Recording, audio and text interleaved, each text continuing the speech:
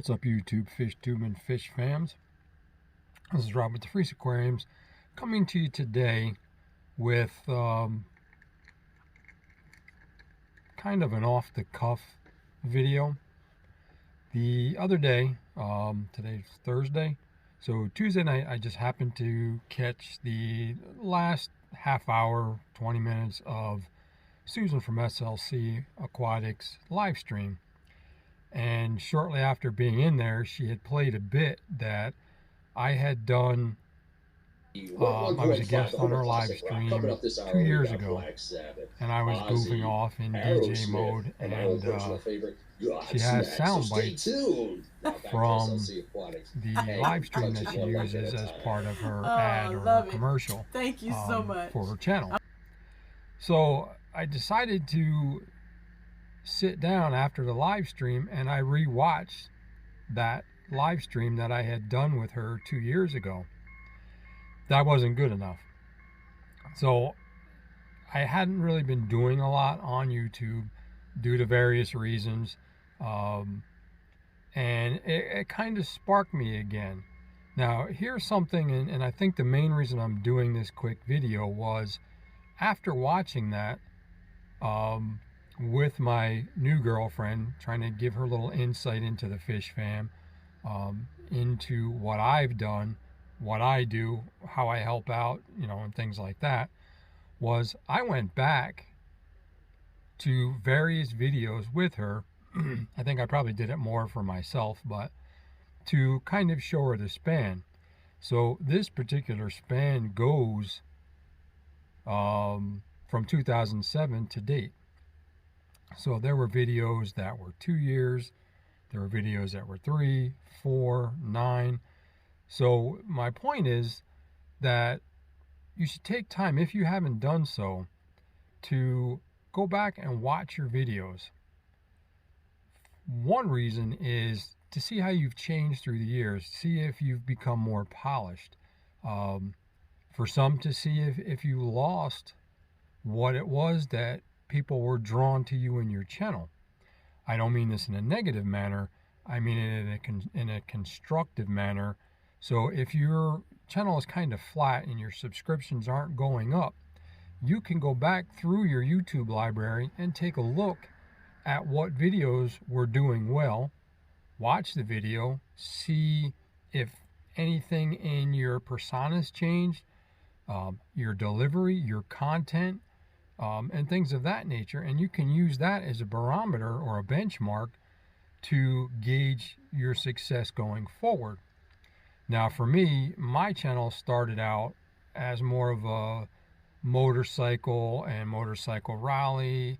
My initial channel in 2007 was for cell phones, electronics, digital cameras, which I kind of chuckle going back and watching this, and you forget because time does fly. I did a review on my channel back when it was racing 1278 on the Kodak EasyShare camera, and I was like, you need to be wowed because it's 12.2 or it was 3 point something megapixels. And some of you folks are going, 3.2, what is he talking about? They're 25 plus megapixels now. Then at that point I got into phones because I worked for a wireless cell phone company, one of the major ones, and I was taunting the 12.9 megapixel, I think it was, or the cameras on the phones versus the Kodak EasyShare. So time has flown by. So I kind of laughed at that going back and looking. I wasn't as gray back then. But I started to look at the channels. Now, I've also seen how much YouTube has changed since then with the changing of algorithms, the watch times, the subscribers, the monetization and all that. They've changed quite a bit through the years. I don't necessarily agree with all of their changes, but I can understand where some of them are coming from. But to get back on the subject or the topic, go back and review what you've done to date. And that is a good indication of if you've slipped or if you found a niche that is working that you can share with others in your videos. So, I went back, I looked, I was doing great by doing this type of content with this type of narration and presentation, you know, and others can go, my editing, and, keeping it lighthearted drew people in, and so on. So going back, you can be your own critic. Some cases, in my case, you could be your own worst critic. But with that being said, go take a look at your videos and just go through them, at random. And, if you see one that's, got several thousand views and a few that have only have a few hundred, or if you're a smaller channel, some that may have gotten 50 views or down or whatever, take a look and see what you were doing. And if you use things like TubeBuddy, and things like that, you can kind of see the analytics for that video and help confirm what you actually see. But I think the best algorithm is you. Look into yourself by watching yourself, and that's going to tell you based on the number, without getting so technically involved in the video, to see what's working for you. So that's kind of why I did this video. Plus it was good to kind of reminisce. I just happened to come across the video where I used to do these lunch videos, and Aquarium Cop used to come check him out and hang out. He is sorely missed. His rawness and just the way he did his videos, it was kind of off the cuff, and it was it was just raw, and it was entertaining and fun to watch. And one of my videos had come up not too long ago after I found out about his passing, and had I think I put some clips from the videos in there, or some pictures. But you go back and some people that I did do shout outs for have come and gone for whatever reason. Some too have unfortunately passed.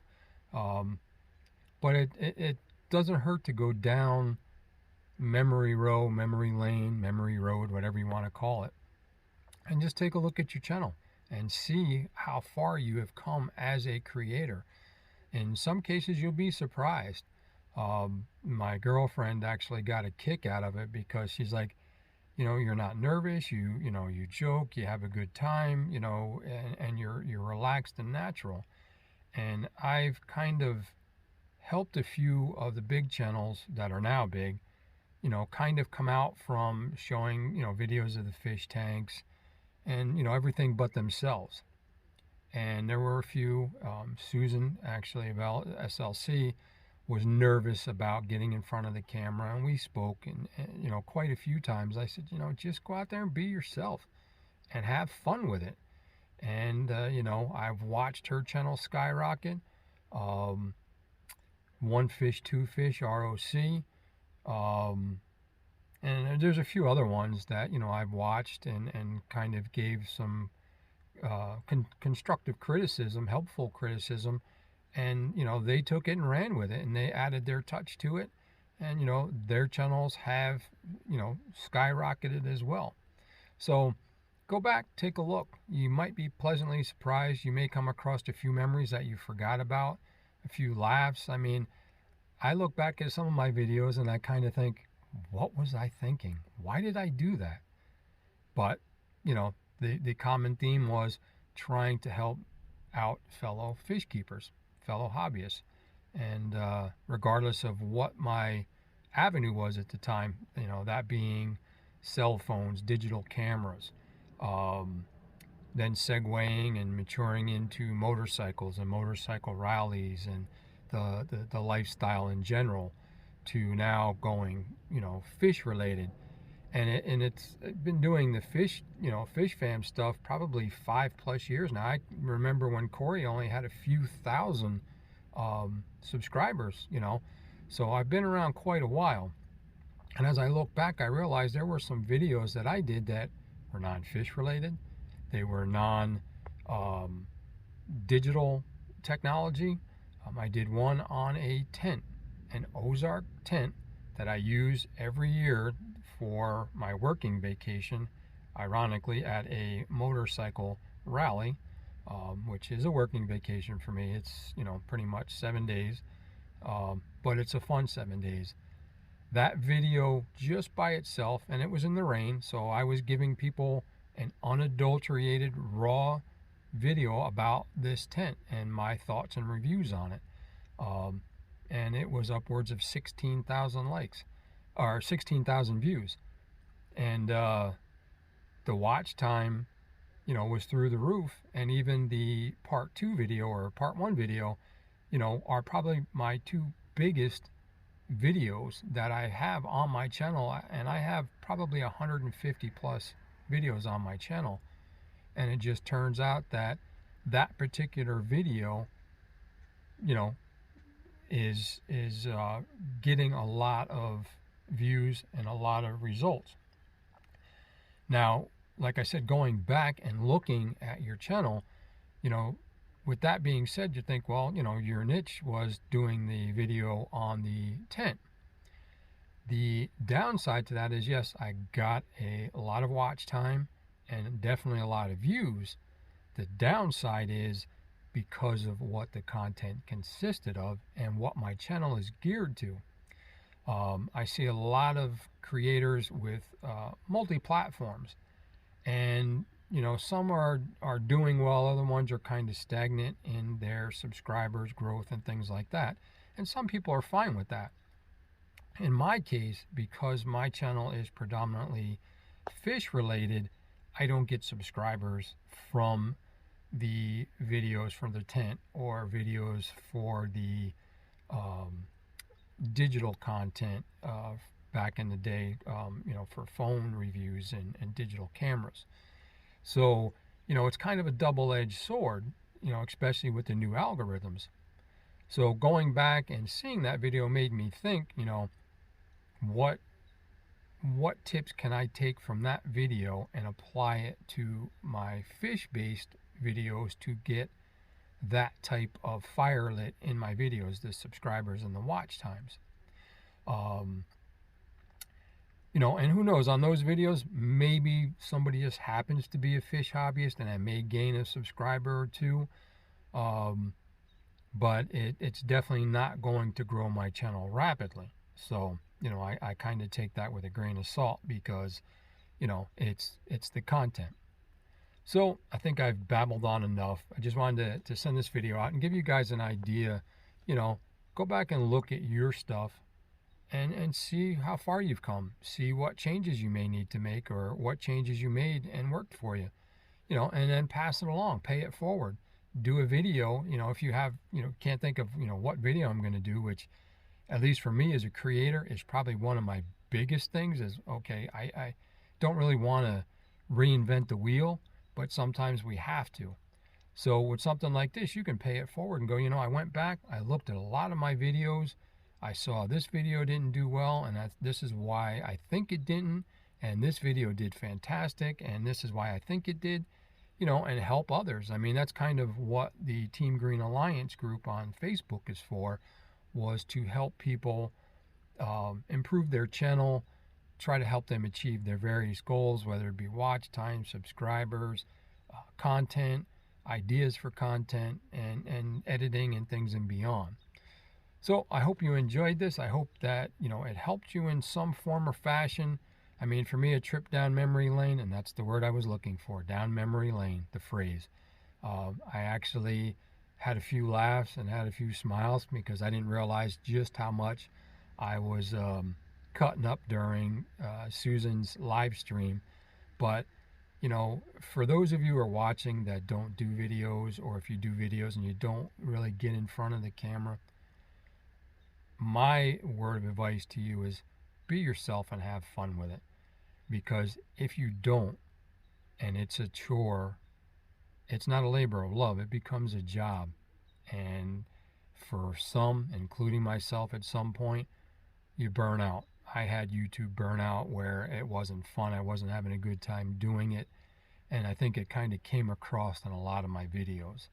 So just being in the chat on Sue's live stream the other night, you know, I was still having fun. And then when I went back and watched the videos, I was laughing. And, you know, I've done a few live streams, guest live streams, and I've started doing some videos again, you know, and it kind of you know, the passion is there, but doing what I did, going back and looking and talking with a few and, you know, and having Susan pull that up really ignited the passion. So I'm going to try to get some more content out and try to help out where I can. And with that, folks, I really appreciate you stopping by. I love all you guys. I appreciate all your support through the many years of my channel and its constant change. And with that, folks, have a great rest of your week. Enjoy your weekend. And as always, and I have them on, keep your sleeves wet. Rob from DeFreese Aquariums. Peace, love, take care.